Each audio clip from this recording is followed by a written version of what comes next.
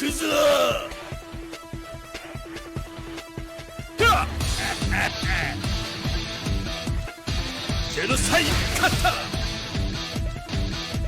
happening, everybody? Welcome back. This is Forgo, and today we're going to talk about the buffs for Mukai and Saiki. I know in the last video I kept calling Mukai Ash. I don't know why I was doing that. I guess I had BS Ash on the brain, but I got to say, guys, Mukai actually got a much better buff than what I anticipated, because something that I was mentioning in the last video was they need to change his animations. They need to make him faster, cancelable, because that's the thing that's hurting this character big time.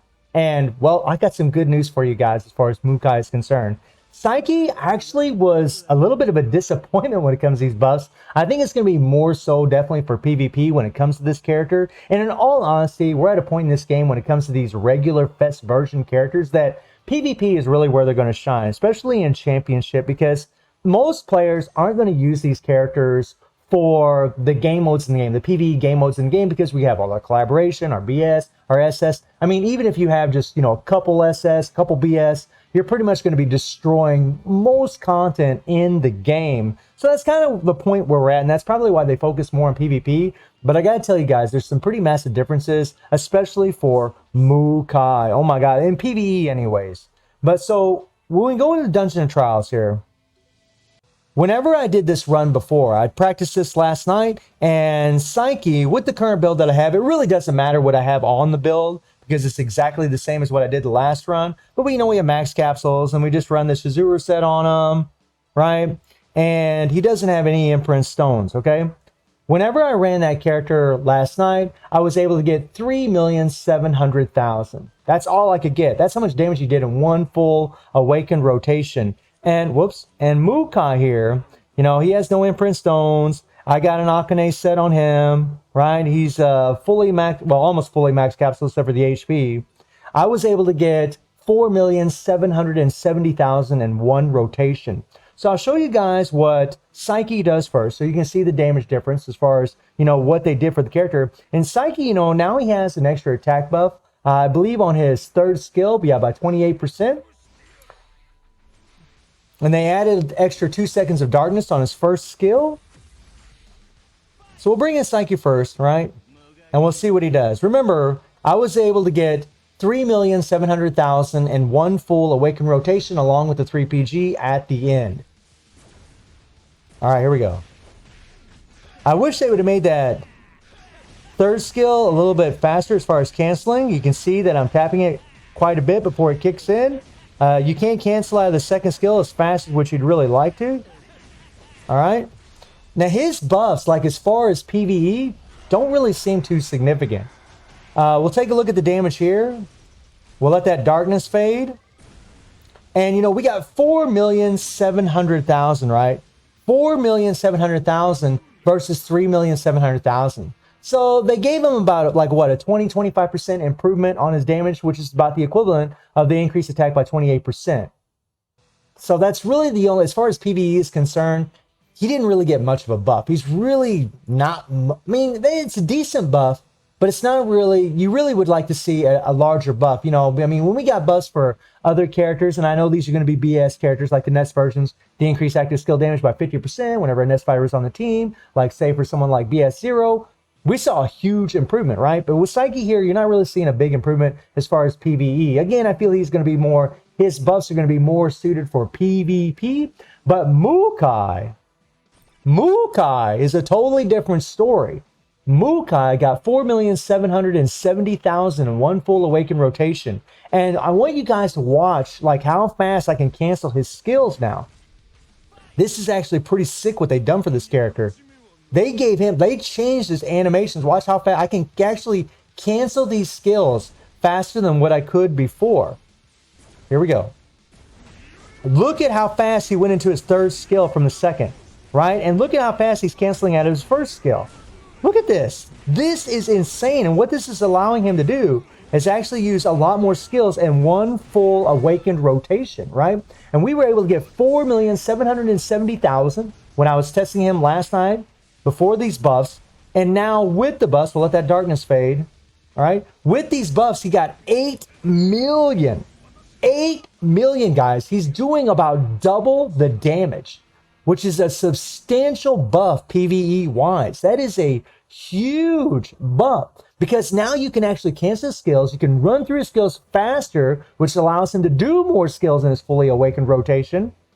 And that's going to make him a whole lot better for PvP, because something I mentioned in last night's video was, look, man, if you can't cancel skills, like all the skills are telegraphed, you can easily move out of the way of those things. But now that they made them cancelable, like say you throw out your first skill, right? And then someone dodged it. You can easily cancel into another skill and catch them as they're coming out of their roll or coming out of their teleportation. It's going to make them a lot better for PvP, which is sick. So let's take a look at their changes here. So, I mean, Mukai, and the funny thing about Mukai, guys, is, you know, you saw the damage difference, right? I mean, well, you're just taking my word for it that he was getting the 4 million plus in last night's run, but you're hearing the differences that I'm telling you about, a double damage increase improvement. And the crazy thing about that is this buff that they gave him for the Petrify, they deal additional damage by 150%, that isn't even applying in the Spider Robot. And I mean, so like in PvP content, whenever you're facing opponents and you petrify them, his damage is going to skyrocket even more. I'm not saying he's going to be OP, right? Compared to our collaboration BS and SS. That, we all know that's not going to happen. But it is a huge buff for the character. And they also increased his active skill damage from 20% to 30% here and gave him a higher decreased damage received, right? They made him a lot stronger, but I'm so happy that they made his skills cancelable. It's going to make him so much better and so much more deadly in KOF Original Week and Championship, if that is something you care about. That is phenomenal that they did that, right? And then they added the darkness, which is sweet, right? This is pretty cool that they gave him the extra darkness and they had increased attack from 20% to 30%. That is insanely good, on top of the fact that now he can actually reset this Petrify. And knowing that you can run through your skills faster and you can actually cancel them, the fact that you can reset that Petrify is even better, guys. It's even better. That is sick. But you got to land the skill, right? It's got to be a successful attack to have that 70% chance to reset it. But still, it's a lot better, right? It's not going to make them OP, but it's a lot better. I'm actually pretty happy with Mukai's buffs. Now, Psyche here, Psyche, they did some things for the character. They gave him this increased target damage received by 25% whenever you're using your first skill, right? And that's going to increase his damage on top of the increased attack by 28%. But really, you know, from the damage difference that I saw from last night's test and the test today, it just isn't much, right?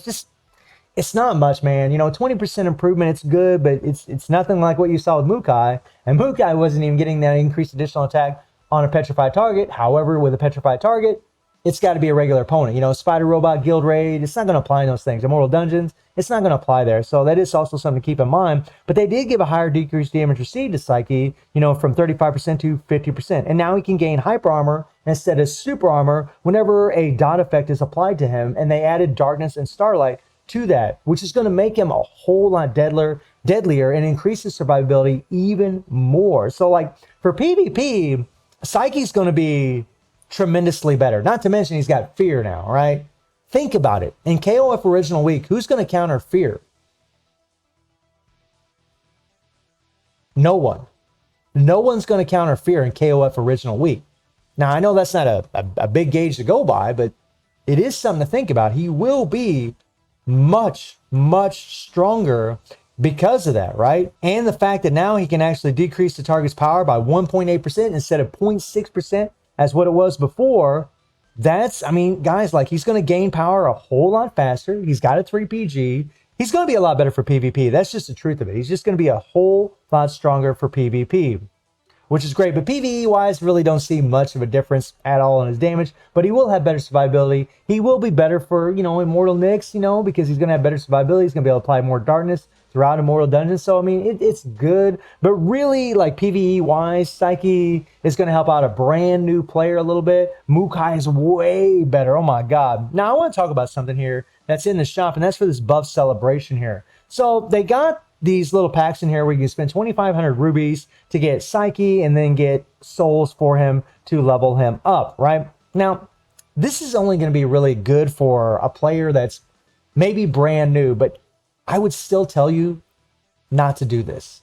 I would still tell you not to do this, because if you're coming into this game and you're a newer player, my advice always to a newer player, because they give you 3 fest characters whenever you start off this game. They give you Orochi Chris, they give you Orochi Shermie, and they give you Orochi Yashiro, who can absolutely help you out very early on in the game. So my advice to newer players would always be just to save your rubies for collaboration, or if you're a brand new player, save your rubies for that first SS or BS character that arrives, and they can carry you for a long time until you can actually start saving a lot of rubies for collaboration characters, right? When you start out this game, having a really, really strong character in the very beginning is very nice, because they can carry you through a lot of game modes, gaining a lot of rubies very, very fast and easily. But after that, you really want to start saving more for collaboration characters if you're trying to play your free-to-play account to the best that you can, because collaborations are just so generous, and those characters are OP as hell. But they also threw in this little thing here where you can actually get these imprint stones, like these moon star stones. They actually will give you double attack by 20% and give you decreased damage received. Now, I really wish they would have had something else other than decreased damage received here. That's fine for survivability. And honestly, these stones are very hard to come by. Like, whenever we farm for these kinds of stones, most people are just going to run the silver stones where we just have like attack, and then we have like 10% extra whatever dot. But having double attack is actually better, right? These stones are actually better than that. But would I tell you to spend 5,000 rubies to try to get this? I mean, yeah, you're going to get a memory, but you're going to get a memory for a character that you really don't need, right? Unless you want to play them in PvP and you don't have them at all, you really don't need them, in all honesty, guys. Like, all these other characters that we get are just so strong and so overpowered. I would never tell you to spend 5,000 rubies on this. If that stone had like some kind of other effect, like increased strike skill, increased blast skill, increased grab skill, along with the double attack, I'd be like, that would be tempting. That would be godly tempting, right? But the problem then would be, you know, these stones only apply to nationality unknown.